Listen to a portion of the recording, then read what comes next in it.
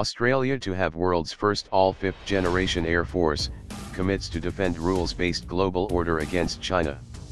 Australia plans to make its Royal Australian Air Force, RAAF, the world's first all fifth-generation Air Force by 2025, whose capabilities will make it the most sophisticated in Asia even when compared to the People's Liberation Army Air Force, PLAAF.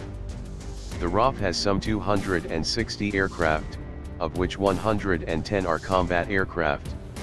Air Marshal Leo Davies, AO, CSC, Chief of Air Force, said Australia will to be the first all fifth-generation Air Force, integrating the network capabilities of the Lockheed Martin F-35 Lightning II Joint Strike Fighter with its land and sea components, as well as its allies and partners' forces.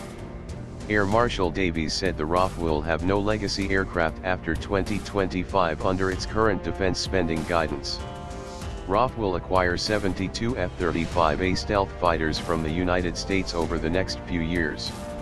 This will make the RAAF the largest operator of the F-35 in Asia. The Japan Air Self-Defense Force will operate 42 F-35As.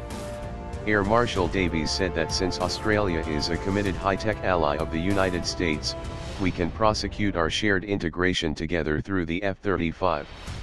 He said he views the introduction of the Joint Strike Fighter working with F-35s from Australia, the United States Air Force, Navy, and Marine Corps has forced us to think together. He called this a whole-of-force concept that we want to explore with you, including design and development. We can prosecute our shared interests together. The challenge for the future is taking advantage of these assets, such as the F-35, and use them in a modern way. Air Marshal Davies said Australia should, also, be a bridge for regional security, stressing the freedom of overflight and navigation. Davies noted that Australia, like the United States, has no territorial claims in the South China Sea. Australia wants to claim free access to trade throughout the Pacific, then Australia is happy.